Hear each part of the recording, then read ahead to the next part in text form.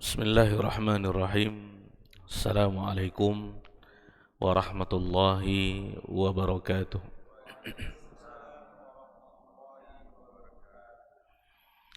Innal hamdalillah nahmaduhu wa nasta'inuhu wa nastaghfiruh wa na'udzu billahi min shururi anfusina wa min sayyiati a'malina. May yahdihillahu fala mudilla lahu wa may yudlil fala hadiya lahu. Asyhadu an la ilaha illallah wahdahu la syarika lah wa asyhadu anna Muhammadan abduhu wa rasuluh. Rabbi israh li sadri wa yassir li amri wahlul 'uqdatan min lisani yafqahu qawli. Allahumma zidna ilman warzuqna fahman. Allahumma 'allimna bima yanfa'una wanfa'na bima 'allamtana innaka 'ala kulli syai'in qadir. Allahumma ya hayyu ya qayyum bi rahmatika nastaghits fa aslih lana sya'nana kullah wa la takilna ila anfusina tarfat 'ain. Kaum muslimin dan muslimat, para jamaah yang semoga senantiasa dirahmati dan diberkahi oleh Allah tabaraka wa taala. Bersyukur kita kepada Allah Azza wa Jal, Rabb yang senantiasa melimpahkan rahmat karunia anugerahnya kepada kita, sehingga di malam hari ini na izin Allah tabaraka wa ta'ala kita kembali berkumpul di rumah sangat mulia ini.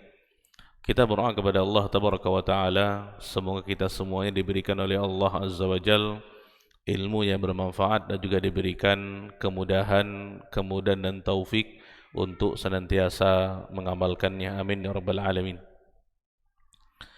Selanjutnya, salawat dan salam semoga senantiasa tercurah kepada baginda Rasulullah sallallahu alaihi wasallam. Allahumma salli ala Muhammad wa ala ali Muhammad. Semoga salawat dan salam tersebut juga tercurah kepada keluarga beliau, kepada istri-istri beliau ummahatul mukminin, kepada anak-anak beliau, kepada para sahabat radhiyallahu anhum ajma'in, dan orang-orang yang senantiasa istiqomah di dalam mengikuti sunnah-sunnah Nabi sallallahu alaihi wasallam ila qiyamis saah. Para jamaah yang dimuliakan oleh Allah tabaraka wa taala, kita lanjutkan kajian materi akidah dan tauhid kita tentang mempelajari secara garis besar tentang masalah rukun-rukun Islam. Kita sudah terangkan pada pertemuan yang lalu tentang masalah zakat, ya, yang merupakan rukun Islam yang ketiga, dan insyaallah pada pertemuan kali ini kita akan membahas rukun Islam yang berikutnya, yaitu yang keempat tentang masalah puasa. Para jamaah yang dimuliakan oleh Allah tabaraka wa taala,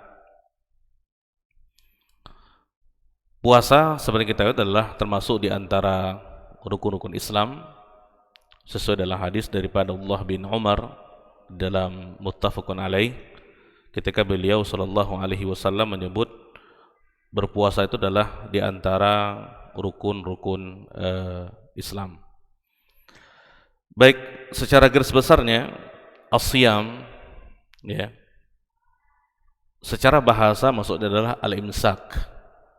Dia adalah menahan, ya. Ini puasa secara bahasa. Sedangkan secara syariat, puasa itu adalah al-imsak anil akli wasyurbi wa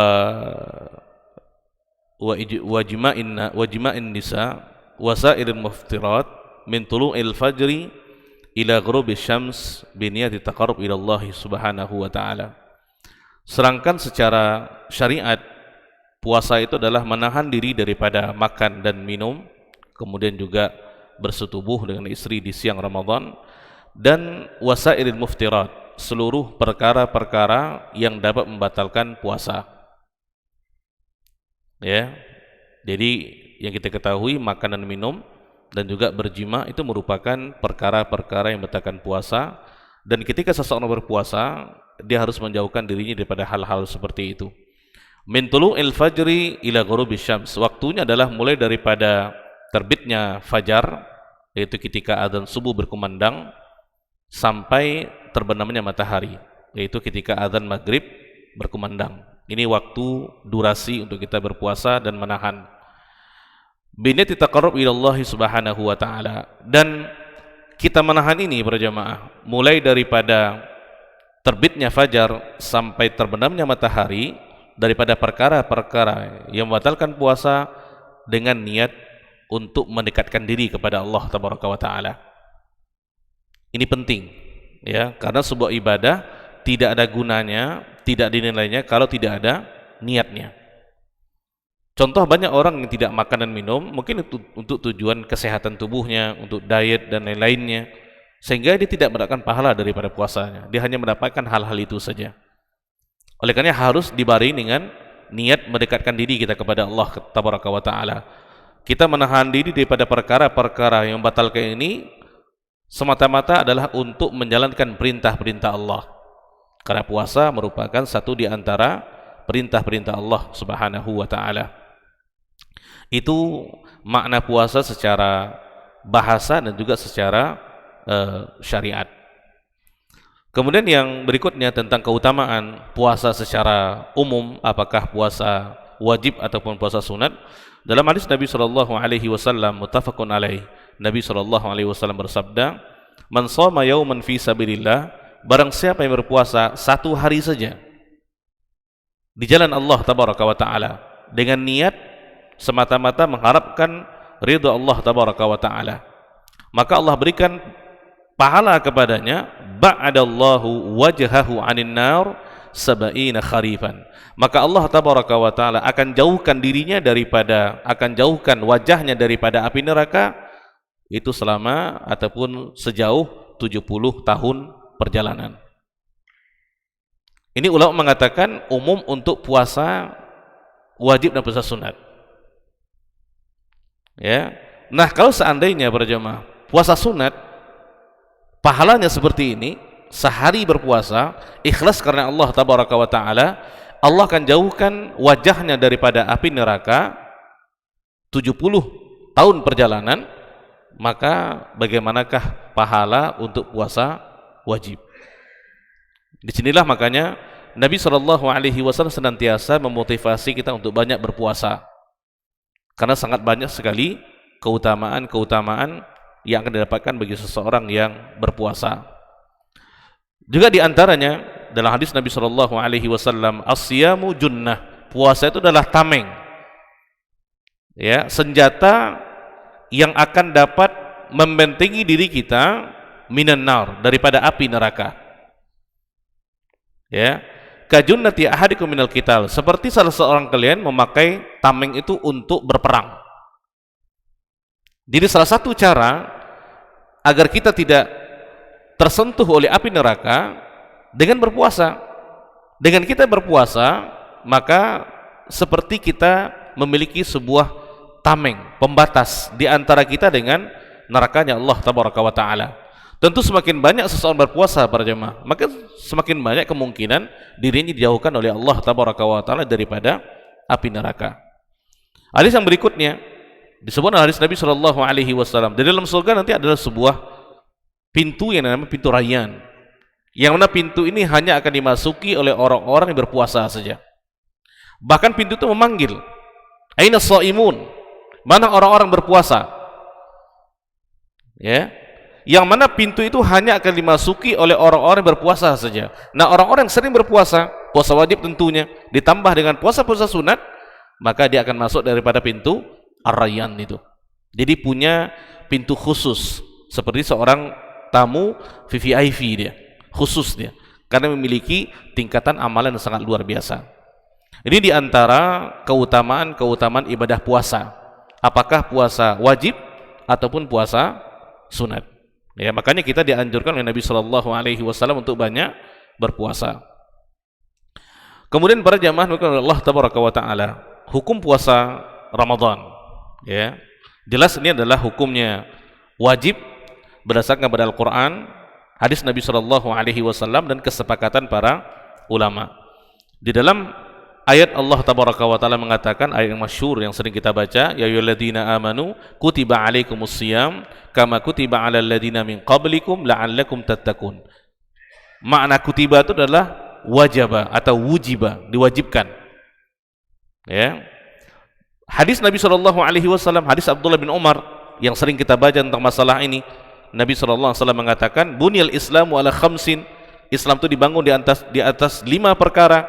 Yang pertama adalah bersyahadat, kemudian yang kedua adalah mendirikan salat, yang ketiga menunaikan zakat, ya, kemudian yang keempat berpuasa, yang kelima adalah berhaji. Ini menunjukkan bahwasanya ketika seseorang muslim tidak melaksanakan puasa Ramadan, berarti sama dengan dia meruntuhkan satu di antara 5 pondasi-pondasi agamanya. Ya, maka di dalam hadis ini banyak ulama mengatakan bahwa seseorang yang mengetahui hukum wajib puasa Ramadan, tetapi tidak berpuasa dan tidak ada udzur untuk dia tidak berpuasa, maka Allah mengatakan dia bisa jatuh kepada kekafiran. Dia bisa jatuh kepada kekafiran dengan syarat dia tahu hukumnya, dia tahu kewajibannya, tetapi dia mengingkarinya sehingga dia tidak berpuasa. Walaupun mungkin secara identitas dia seorang muslim dan muslimah, tetapi dengan hal yang telah dilakukan ini bisa mengeluarkan diri daripada keislaman. Ini tanpa uzur. Ya. Nah, tentang masalah ijma, ulama sepakat mengatakan puasa Ramadan adalah hukumnya wajib.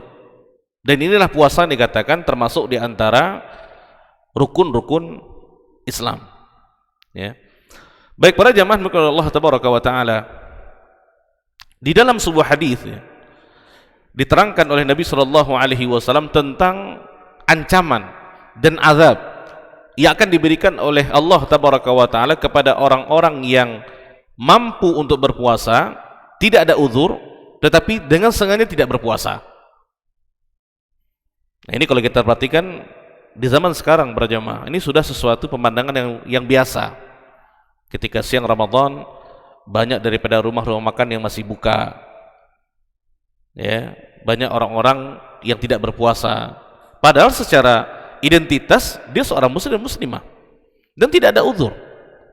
Memiliki kesehatan jasmani dan rohani. Ya, tidak ada udzur untuk dia tidak berpuasa. Nah, orang-orang seperti ini para jemaah, dia terancam dengan hadis Nabi SAW. Ini hadis daripada Abu Umamah Al-Bahili daripada Nabi SAW. Ya.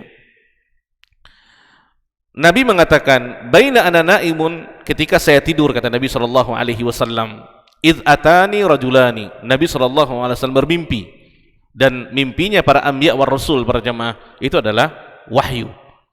Ya, bukan seperti kita orang biasa. Kalau mimpi itu adalah mungkin bunga tidur atau apa gitu. Tapi kalau Nabi SAW dan para anbiya itu adalah wahyu daripada Allah tabaraka wa taala. Jadi ketika Nabi tidur, beliau bermimpi didatangi oleh 2 orang laki-laki. Fa akhadha bidab'ayya. Kemudian laki-laki ini, kata Nabi SAW, memegangi kedua lenganku. Fa'taya bi jabala wa'ra. Kemudian dia membawaku ya ke sebuah gunung yang terjal. Jadi diambilnya 2 pundak Nabi SAW seperti orang yang dipapah. Kemudian 2 orang tadi membawa Nabi SAW ke sebuah gunung yang terjal, jabalan wa'ra. Faqala li, maka kedua-duanya mengatakan kepadaku, kata Nabi SAW, is'ad, naiklah ke gunung ini.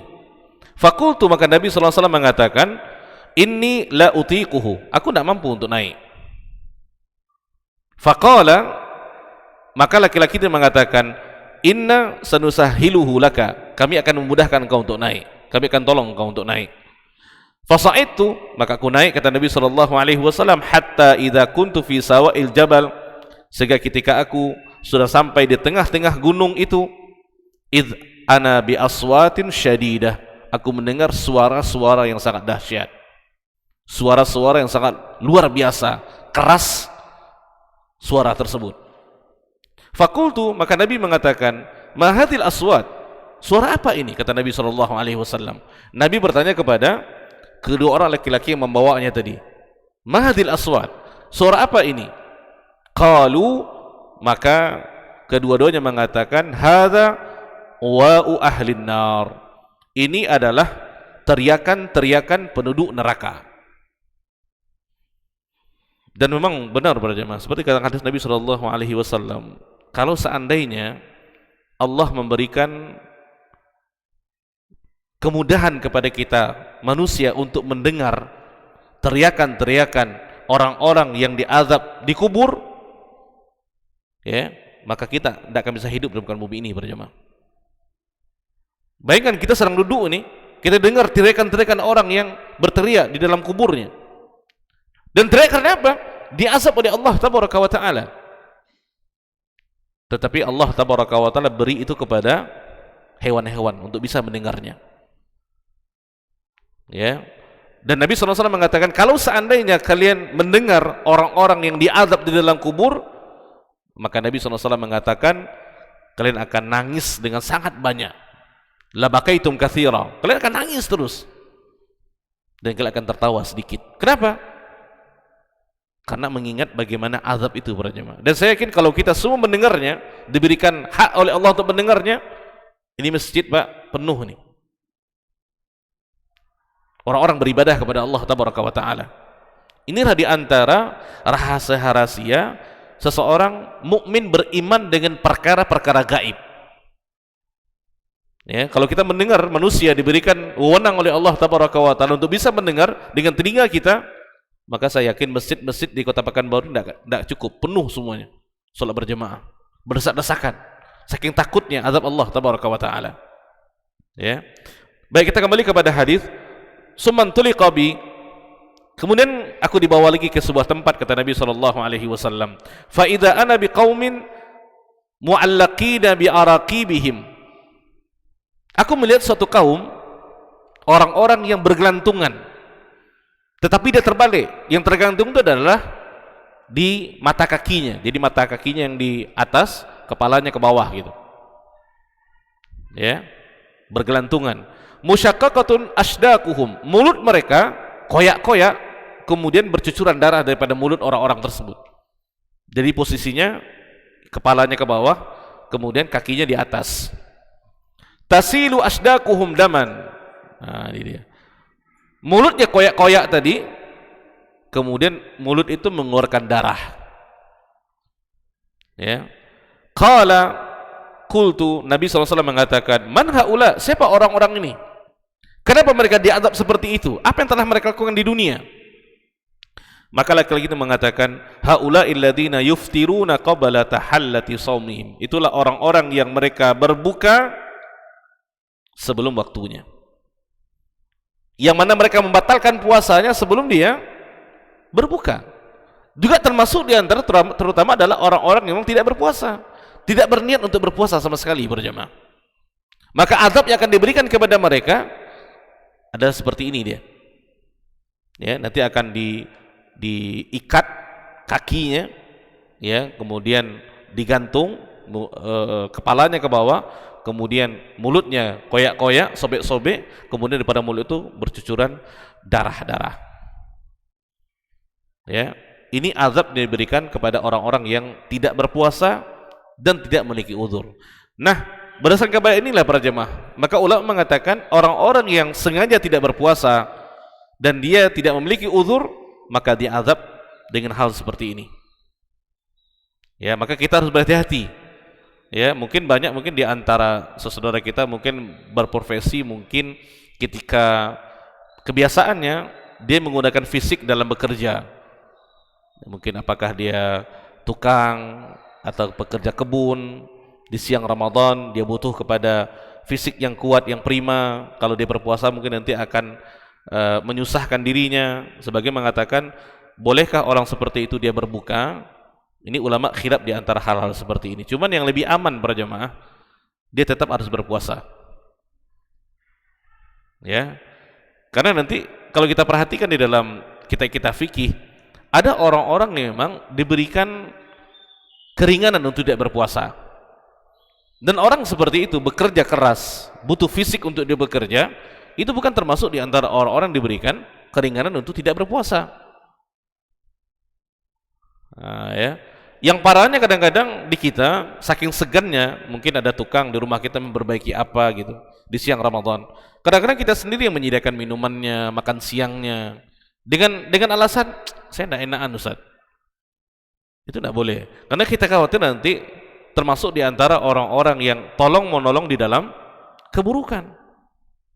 Berarti kita setuju dengan apa yang telah dilakukan gitu. Maka bagaimana sebaiknya? Kalau tetap dia bekerja, silakan, tetapi mungkin porsi dan beban kerjanya lebih disedikitkan. Biasanya kerja sampai jam 3, sekarang jam 12 selesai. Dan yang ringan-ringan dikasih gitu. Kalau dia tetap ingin bekerja. Jadi kita membantu saudara kita dalam berpuasa. Ya, jangan justru kita malah memberi dia segala-galanya gitu. Kita kasih kopinya, kita kasih ininya dengan alasan ndak enakan Ustaz. Nanti dibilang orang bagaimana gitu. Itu salah. Seharusnya berjamaah konsep hidup kita adalah yang kita pikirkan bukan kata orang, tapi bagaimana penilaian Allah tabaraka wa taala kepada kita. Kalau kita melanggar peraturan-peraturan Allah tabaraka wa taala. Karena ini puasa Ramadan hukumnya wajib. Tidak ada tawar menawar di situ. Ya. Maka harus diperhatikan hal-hal seperti ini. Baik para jamaah dimuliakan Allah tabaraka wa taala, kita tidak bahas tentang masalah keutamaan puasa Ramadan, ada waktunya, kemudian juga amalan-amalan yang dianjurkan untuk kita beribadah di bulan Ramadan. Sekarang kita masuk kepada bagaimana cara menentukan awal Ramadan. Di dalam sunnah para jamaah ada dua cara. Yang pertama adalah dengan terlihatnya anak bulan di sore hari pada tanggal 29 Sya'ban. Ru'yatul hilal namanya. Nah, ketika tampak, contoh kita kalau di Indonesia ini tampak di mana saja seorang yang nampak, kemudian setelah disumpah saksi dia betul-betul melihatnya, maka orang yang melihatnya dan masyarakat di sekitarnya itu wajib untuk berpuasa. Kalau sudah melihat anak bulan, apakah dia pakai alat ataupun tidak? Karena biasanya kalau di tempat-tempat yang tinggi itu tidak perlu pakai alat, bisa langsung melihatnya. Dia sebentar nampaknya. Atau kita perlu alat, tidak ada masalah. Dalam hadis Nabi SAW mengatakan, "Idza ra'aitumul hilala fasumu." Apabila kalian melihat anak bulan hilal, maka berpuasalah. Wa idza ra'aitumuhu fa'aftiru. Dan ketika kalian melihatnya, maka berbukalah. Ini untuk menentukan awal bulan Syawal. Nah, di sini perlu kita perhatikan para jamaah, kita harus berpuasa sesuai dengan anjuran daripada pemerintah. Yaitu ada hadis dari Nabi sallallahu alaihi wasallam. Baik, kemudian yang kedua adalah menyempurnakan 30 hari di bulan Sya'ban. Artinya kalau seandainya di bulan Sya'ban di tanggal 29 itu kita sudah melihat tapi tidak nampak, bisa jadi mungkin karena faktor alam, mendung dan selainnya, maka kita wajib untuk menyempurnakan di tanggal 30 Sya'ban. Nah, di tanggal 31 Sya'ban berarti itu adalah bulan Ramadan, keesokan harinya. Karena bulan Sya'ban itu tidak mungkin dia 31, dan hanya 30 saja. Ini kalau tidak tampak. Ya, berarti ada dua caranya. Yang pertama adalah ru'yatul hilal dengan melihat anak bulan, kemudian yang kedua adalah dengan menyempurnakan 30 hari di bulan Sya'ban. Dan tidak ada cara lain para jamaah. Tidak ada opsi yang ketiga. Kalau kita ingin menentukan secara syariat tentang masuknya bulan Ramadan, dengan dua cara ini saja. Ini sesuai dengan hadis Nabi SAW. Maka kita harus mengikuti apa yang telah ditentukan di dalam hadis Nabi SAW. Dan alhamdulillah kita bersyukur kepada Allah Tabaraka wa Taala di negara yang kita cintai ini memakai ru'yatul hilal. Walaupun di situ ada khilafnya gitu, perselisihan di antara ormas-ormas yang ada. Tetapi tetap yang kita pakai adalah apa yang telah dijadikan sebagai acuan oleh pemerintah kita. Baik, para jamaah dimuliakan Allah Tabaraka wa Taala. Kemudian syurutus shaum, syarat puasa yang pertama adalah berakal dan baligh. Maka kalau orang gila tidak wajib puasa, anak kecil tidak wajib puasa. Tetapi anak kecil tetap diajarkan untuk terbiasa berpuasa. Artinya kalau dia tidak berpuasa, dia tidak dibebani dengan dosa. Tetapi sebagai orang tua harus mengajarkan kepada anak bagaimana cara berpuasa sehingga dia terlatih untuk berpuasa. Ya, ini yang pertama adalah akil, dia berakal, berarti bukan orang gila. Kemudian yang kedua dia mesti adalah baligh, ya, sudah dewasa dan bukan anak kecil. Kemudian juga di antara syaratnya adalah seorang muslim dia seorang yang sehat, tidak sakit. Dia harus secara sehat jasmani dan tidak sakit. Kemudian dia mukim ghairu musafir. Dia mukim tidak dalam keadaan safar. Ya. Kemudian dia mampu untuk berpuasa tanpa merasakan kesusahan. Ya. Artinya kalau seorang musafir pun kalau dia ingin berpuasa boleh. Tetapi dengan syarat ghairu masyaqqah. Tidak dalam keadaan kesusahan dia berpuasa. Kesusahan ini maksudnya adalah tidak membuat dia binasa para jemaah. Ya. Kemudian untuk perempuan dipastikan suci daripada haid dan nifas. Ini syarat tambahan untuk perempuan. Baik para jemaah, di situ ada 4 golongan yang diberikan keringanan oleh Allah Tabaraka wa Taala untuk tidak berpuasa di bulan Ramadan.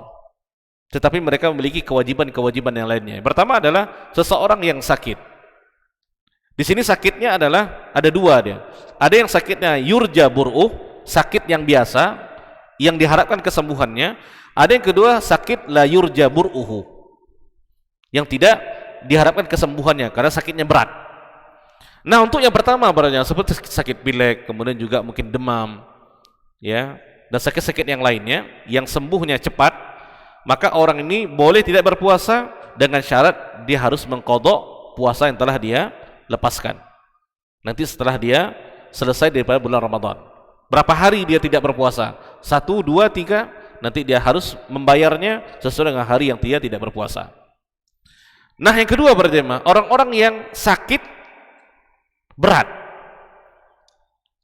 ya, yang mana mungkin bertahun-tahun tidak sembuh-sembuh dia.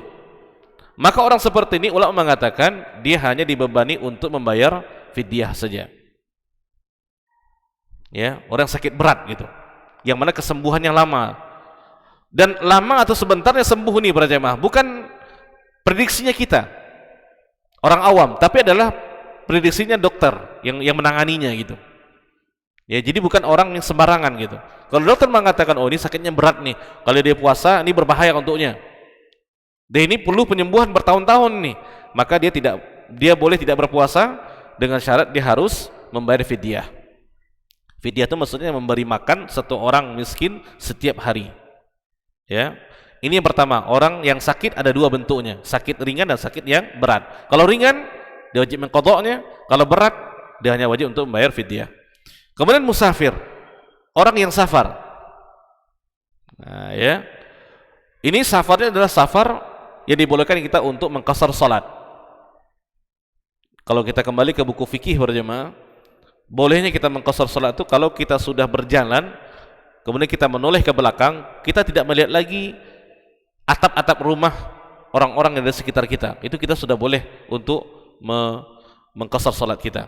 Mungkin kalau kita dari Pekanbaru keluar sampai di Ribo Panjang ke depan sedikit sebelum sampai ke danau, itu kita sudah bisa mengqasar salat kita. Itulah keadaannya. Artinya selama kita masih di tempat kita, contoh nih kita tinggal di sini, kita mau safar, baru mau safar, kita tinggal di sini, kita tidak boleh mengqasar salat kita di masjid ini. Kenapa? Masih di dalam kampungnya dia. Tapi kalau kita sudah keluar, kemudian kita menoleh, nak nampak lagi bangunan-bangunan rumah-rumah yang ada biasa, artinya sudah keluar kota, berarti kita sudah dikatakan safar. Oleh karenanya ini kembali kepada urfnya, kebiasaan masyarakat. Contoh berjemaah, kalau saya tinggal di Panam, saya pergi ke rumah keluarga di Rumbai, itu bukan safar namanya, itu kunjungan, dan kita belum boleh untuk mengqasar salat. Karena tidak ada orang mengatakan saya mau safar ke Rumbai, tidak ada, karena ini satu kota. Tapi kalau sudah di luar, contoh kita ke Bangkinang, itu sudah dikatakan safar, karena sudah berbeda dia. Jadi ini kembali kepada kebiasaan di masing-masing gitu. Nah, musafir ini para jemaah, ini kembali kepada masing-masing. Artinya adalah kalau seandainya dia memiliki fisik yang kuat, sehingga ketika dia berpuasa tidak akan mengkhawatirkan kepada kesehatannya, maka di sini ulama mengatakan berpuasa itu lebih utama bagi dia. Tapi kalau seandainya seseorang fisiknya lemah, ya, yang mana kalau dia safar berpuasa akan membinasakan dia, maka sebaiknya dia tidak berpuasa. Walaupun mungkin para jemaah di zaman sekarang sarana-sarana transportasi tidak seperti dahulu. Kalau zaman Nabi kan orang pakai unta, orang pakai kuda, ya. Kalau panas berpanas, kalau hujan berhujan, ya. Kalau sekarang kan sudah ada pesawat. Dulu kita kalau ke Jakarta pakai mobil, pakai bus dua hari 3 malam contohnya. Sekarang kalau pesawat hitungan jam kita sampai. Nah, orang mengatakan ini bukan sebuah acuan gitu untuk membolehkan orang puasa apa tidak, tetapi kembali kepada fisiknya. Ada orang berjemaah saking lemahnya fisiknya, naik pesawat pun dia daripada sini ke Pekanbaru, daripada sini ke Jakarta, tetap dia merasa susah gitu. Itu boleh dia berbuka. Jadi bukan pergi kepada sarana transportasinya, alatnya bukan, tetapi kembali kepada masing-masing individu. Kenapa demikian? Nabi SAW berjamaah di masa beliau dan ketika beliau dalam keadaan bulan Ramadan, beliau juga bersafar. Dan kebanyakan daripada safar-safar beliau SAW, beliau berpuasa. Dan di antara sahabat juga ada seperti itu. Ada yang puasa, ada yang tidak. Dan diceritakan dalam sebuah riwayat, masing-masing tidak pernah mencela. Yang puasa tidak pernah mencela orang yang tidak berpuasa, yang tidak puasa tidak pernah mencela orang yang berpuasa. Kenapa? Mereka paham. Ini adalah hukum yang biasa gitu. Artinya kembali kepada masing-masing individu. Maka ada sebuah hadis Nabi SAW berjamaah. Nabi pernah dalam sebuah perjalanan, Nabi melihat ada kerumunan orang. Ya, orang-orang berkerumun gitu. Kemudian Nabi mengatakan, kenapa orang berkerumun? Orang mengatakan ada seseorang yang pingsan. Dia itu kejadian di luar Ramadan. Ya, ditanya, kenapa dia pingsan? Orang mengatakan dia berpuasa, wahai Nabi. Kemudian Nabi SAW mengatakan, laisa minal bir, bukanlah termasuk di antara perkara yang baik seseorang berpuasa ketika dia safar. Di sini ulama mengatakan sabda Nabi ini bukan secara khusus melarang orang ketika dia safar tidak boleh puasa, bukan itu, tetapi kembali kepada kondisi masing-masing.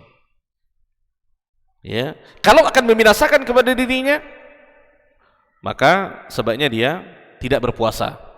Tapi kalau dia merasa kuat, walaupun dia pakai kendaraan jalan darat mungkin ke Jakarta contohnya, tapi dia kuat, maka puasa lebih baik.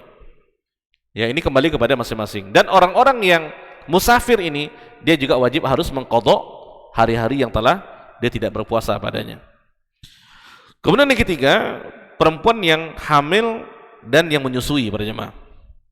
Ini juga diantara orang-orang yang diberikan keringanan untuk tidak berpuasa. Apakah perempuan yang hamil takut kepada dirinya sendiri atau janinnya? Apakah perempuan yang menyusui takut kepada dirinya atau anak yang dia susui? Ya, kan biasanya kalau ibu menyusui, anak itu perlu nutrisi daripada susu ibunya, atau ibu yang mengandung, ya, itu pasukan makanan daripada anak itu adalah daripada ibunya yang makan. Nah, ini juga dipastikan oleh dokter. Ada sebagian wanita berjamaah itu kandungannya kuat, terutama kalau sudah masuk ke akhir-akhir, itu biasanya kuat-kuat tuh. Ya, beda-beda orang. Artinya kalau dia tidak berpuasa, tidak ada masalah, cukup dengan makan sahur saja. Itu ada. Jadi dikembalikan kepada dokter yang menyarankan. Kalau si A ini dia berpuasa akan membahayakan kepada dirinya dan anaknya, sebenarnya tidak berpuasa. Atau kepada janinnya dia juga tidak berpuasa. Dari sini kewajiban bagi perempuan ini para jemaah ada 3 pendapat ulama di situ. Ada yang mengatakan cukup dengan mengqadha puasa. Ya. Berarti kalau dia tidak mampu 15 hari, kalau 30 hari 30 hari. Yang kedua, cukup dengan fidyah saja. Tidak perlu puasa. Cukup dengan berfidyah saja. Jadi dikumpulkan harinya, berapa harinya, ya, boleh per hari dikasih atau dikumpulkan kemudian dikasihkan kepada fakir miskin sesuai dengan hari yang dia tidak berpuasa. Yang ketiga, kedua-duanya, qadha juga, fidyah juga. Pendapat yang pertama itu jumhur para ulama mengatakan itu. Pendapat yang kedua itu adalah pendapat dari Syalbani rahimahullah. Dan yang ketiga itu adalah pendapat daripada sahabat Nabi SAW Abdullah bin Abbas. Dan wallahu a'lam berjamaah, yang rajih adalah yang pertama, mengqadha puasanya. Ya. Sekarang masalahnya kadang-kadang seorang perempuan tuh dia sudah selesai tahun ini dia melahirkan contohnya, tahun depan puasa tahun depan mungkin dia masih dalam keadaan menyusui. Tahun depan mungkin dia mengandung lagi gitu. Kan dia miss tiga tahun jadinya itu. Berarti 3 kali Ramadan dia tidak puasa. Kalau dikumpulkan itu banyak berarti mas 90 hari tidak puasa, mengganti puasanya. Nah, dalam keadaan seperti ini dia mungkin bisa pakai pandangan daripada Syalbani rahimahullah, yang cukup dengan membayar fidyah saja. Ya, jadi dikondisikan seperti bagaimana keadaannya gitu. Dan ini bukan perasaan berjamaah. Maksud saya adalah sebagian perempuan kadang-kadang ikut perasaan. Misalnya kalau belum puasa lagi. Ini kalau puasa kayak nggak sanggup kayak ini. Bukan perasaannya. Tapi pastikan kepada kedokteran untuk mengatakan ini kalau seandainya saya puasa bagaimana nih? Ya, jadi bukan keperasaan masing-masing gitu. Sebab nanti kalau keperasaan masing-masing nanti semua akan mau puasa nanti. Ya, itulah jihadnya kaum perempuan. Ini bagi yang hamil dengan murdia, sama ada 3 pilihan tadi. Ya, tapi kalau dia sanggup untuk berpuasa itu lebih dianjurkan. Kemudian yang berikutnya adalah orang-orang tua laki-laki dan perempuan. Ya, yang sudah tua renta, yang tidak mampu lagi berpuasa. Ini ulama mengatakan ijma' dia tidak mengapa tidak berpuasa tetapi harus membayar fidyah. Ini apakah laki-laki yang ajuz atau perempuan yang ajuzah, yang sudah tua renta. Mungkin di antara kita memiliki orang tua yang sudah tua renta para jemaah. Ya mungkin kalau di bahasa kita sudah kayak anak kecil kembalinya. Nah, kalau kita perhatikan para jemaah, begitulah siklus kehidupan manusia gitu, kecil, kemudian besar, tua. Dia kembali seperti anak kecil gitu. Itulah siklusnya. Bagaimana kita kecil dahulu, seperti itulah kita melihat orang-orang tua kita. Ya, ini sebuah pelajaran bagi kita. Itulah kehidupan manusia. Artinya tidak ada sesuatu apapun yang kita banggakan bagi manusia. Ini apa yang kita sombongkan. Nah, bagi orang-orang seperti itu, ya, dia tidak mengapa tidak berpuasa, tetapi bagi anak-anaknya dia wajib untuk membayarkan fidyah untuk orang tuanya. Ya, fidyah itu senang sebenarnya berjamaah. Dan juga kita untuk makan yang sudah masak, kita bisa beli nasi ramas, kita beli apa, atau diundang ke rumah, atau kita kasihkan ke panti-panti asuhan yang mereka butuh kepada itu. Yang penting adalah fuqara wal masakin. Ya, jangan diberikan kepada orang yang mampu. Ya, karena dalam ayat jelas mengatakan fidyatu ta'amu miskin. Di situ dikatakan oleh Allah tabaraka wa taala orang yang miskin. Jadi ini 3 atau 4 golongan yang diberikan keringanan untuk tidak berpuasa. Nah, selainnya para jemaah yang dia kuat, punya kemampuan secara fisik, ya, maka dia harus wajib berpuasa. Kalau tidak, dia terancam dengan hadis Nabi SAW yang kita baca tadi. Yang Nabi SAW lihat ketika beliau tidur tadi, bermimpi tadi. Dia akan digantung, kepalanya ke bawah, kakinya ke atas, kemudian dikoyak-koyak mulutnya, kemudian mengeluarkan darah daripada mulutnya itu. Na'udzubillah. Baik, para jamaah mungkin Allah tabaraka wa taala. Kemudian rukun puasa, yang pertama tadi sudah kita katakan imsak, menahan. Ya, kemudian yang kedua adalah niat. Ini penting para jemaah. Seperti saya katakan tadi, banyak orang tidak makan, tidak minum karena mungkin untuk kesehatannya. Tidak ada niat untuk beribadah gitu. Dan niat yang pernah kita sampaikan, dia adalah di dalam hati, tidak perlu dilafazkan. Jadi sebenarnya para ulama mengatakan, ketika kita bangun untuk sahur para jemaah, itu sudah dikatakan kita berniat. Karena untuk apa kita bangun di sahur? Kalau bukan untuk makan sahur, untuk berpuasa gitu. Cuman ketika kita akan makan atau setelah makan, sebelum terbit fajar, itu kita camkan dalam hati, saya mau berpuasa karena Allah. Itu dia. Boleh berniat setiap malam atau 1 malam untuk 30 malam, boleh. Ya, tetapi yang harus kita perhatikan adalah tidak perlu dilafazkan. Cukup di dalam hati, karena niat adalah imbi'athul qalbi. Dia adalah gerakan hati. Jadi kalau kita lafazkan berarti tidak sesuai dengan makna niat secara syar'i. Kemudian sini perbedaan para jemaah. Untuk puasa wajib harus berpuasa, harus berniat di malam hari sebelum matahari terbit. Tidak boleh kita berniat setelah azan subuh berkumandang. Nah, ini hati-hati. Walaupun kita sudah sahur contohnya, ya, kemudian kita sudah makan, ya, tapi kita tidak ada sama sekali feel untuk mencamkan niat kita untuk berniat gitu, maka ini tidak sah para jemaah. Apalagi kalau kita kesiangan, kita bangun setelah orang sholat subuh contohnya. Kita katakan sekarang subuh jam 4.45 contohnya. Kita bangun jam 5. Itu orang menunggu azan dan menunggu iqamah gitu. Baru kita bangun. Dan kita tidak berniat di malam harinya. Kalau kita berpuasa para jemaah, puasa wajib itu tidak sah. Ya, di dalam hadis Nabi sallallahu alaihi wasallam mengatakan, "Man lam yujammi as-siyam minal lail fasiyamalah." Barang siapa yang tidak berniat puasa di malam hari, maka tidak ada puasa baginya. Jadi batas kita berniat kapan? Mulai daripada terbenamnya matahari sampai terbitnya fajar. Itu rentang waktunya. Maka sebagian ulama mengatakan boleh kita berniat sebelum kita tidur untuk aman gitu. Berniat dulu. Kadang-kadang kita kalau sudah kesiangan, kerasa kusuk, kita tidak sempat untuk berniat. Ya. Tapi kalau puasa sunat para jamaah, kita boleh berniat di pagi harinya, tidak ada masalah. Itu pernah diajarkan Nabi sallallahu alaihi wasallam. Ya, mungkin di antara teman-teman banyak yang ngekos mungkin kan. Anak-anak kos biasanya susah bangun di pagi hari setelah subuh untuk saya.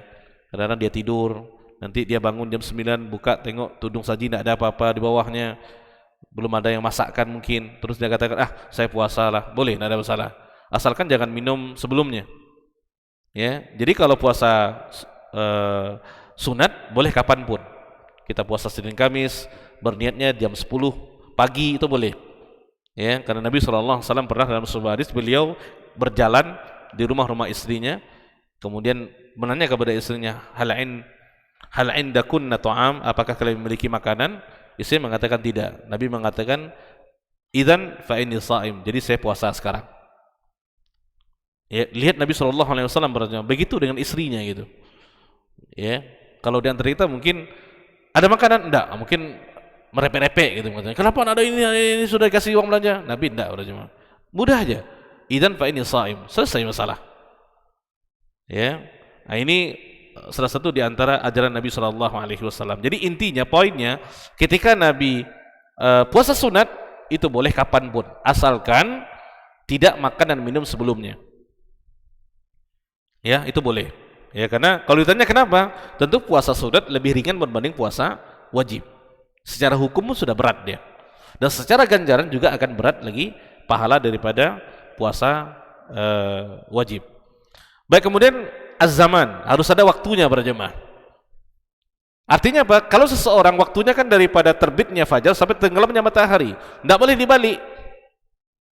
Kita tidak boleh berpuasa di malam hari, siang kita berbuka, itu tidak boleh. Kenapa demikian? Karena waktu itu sudah ditentukan dalam Al-Quran. Ya, mungkin sebagian orang mengatakan, Ustaz, kenapa kita tidak puasa di malam hari? Kalau puasa kita malam kan enak. Sudah isya kita tidur, nanti pagi kita bangun. Tidak terasa kita puasa gitu. Siangnya kita berbuka. Nah, kita tidak boleh seperti itu berjamaah. Islamnya agama dalil ya. Allah sudah terangkan dalam Al-Quran. Dalam surah Al-Baqarah di juz yang kedua itu, wa kulu wasrabu hatta yatabayyana lakumul khaytul abyad minal khaytil aswad minal fajr. Bahkan kalau kita perhatikan para jemaah, diberikan oleh Allah Tabaraka wa Ta'ala, di awal-awal puasa diwajibkan, itu para sahabat berpuasa sehari penuh, siang dan malam gitu. Jadi kalau puasa mulai malam ini puasa, kemudian pagi besok puasa, berbukanya di malam esok. Lihat tuh lamanya berjamaah. Jadi bukan 12 jam puasanya atau 6 jam enggak, tapi 24 jam menahannya dengan pekerjaan-pekerjaan yang berat di siang harinya. Maka ada di antara mereka yang pingsan ketika bekerja, ditambah dengan kota Madinah ketika itu panas luar biasa berjamaah. Ini kalau kita hitung waktu kita menahan 6 jam itu paling lama gitu. Ya, itu pun ditambah dengan AC-nya, dengan kipas anginnya, dengan tidurnya. Tidak seberapa kita menahan sebenarnya. Ini adalah nikmat daripada Allah Tabaraka wa Ta'ala. Baik, pun ini berjamaah, dan kita berdoa kepada Allah Tabaraka wa Ta'ala karena kita sudah di bulan Jumadil Ula ya. Ya, berarti ada dalam 3 bulan lagi untuk kita bisa sampai ke bulan Ramadan. Kita senantiasa berdoa kepada Allah Tabaraka wa Ta'ala, semoga Allah panjangkan umur kita, diberikan keberkahan dan dipertemukan dengan bulan Ramadan. Itu nikmat yang luar biasa para jemaah. Ya, makanya kalau kita perhatikan para salaf, bahkan 6 bulan sebelum Ramadan mereka sudah berdoa agar dipertemukan dengan bulan Ramadan. Maka kita berdoa kepada Allah di sujud kita, di munajat kita kepada Allah tabaraka wa taala. Dan kita boleh minta panjangkan umur para jemaah dalam ketaatan kepada Allah tabaraka wa taala. Terutama di waktu-waktu yang memang pahala dilipat gandakan oleh Allah tabaraka wa taala. Baik, mungkin ini para jemaah untuk sedikit tentang masalah rukun Islam puasa. Mudah-mudahan dapat kita lanjutkan pada pertemuan yang akan datang. Yang baik daripada Allah tabaraka wa taala, yang tidak baik daripada kelemahan diri saya sendiri. Aqulu ma tasma'un, subhanakallahumma wa bihamdika, asyhadu an la ilaha anta, astaghfiruka wa atubu ilaik. Wassalamualaikum warahmatullahi wabarakatuh.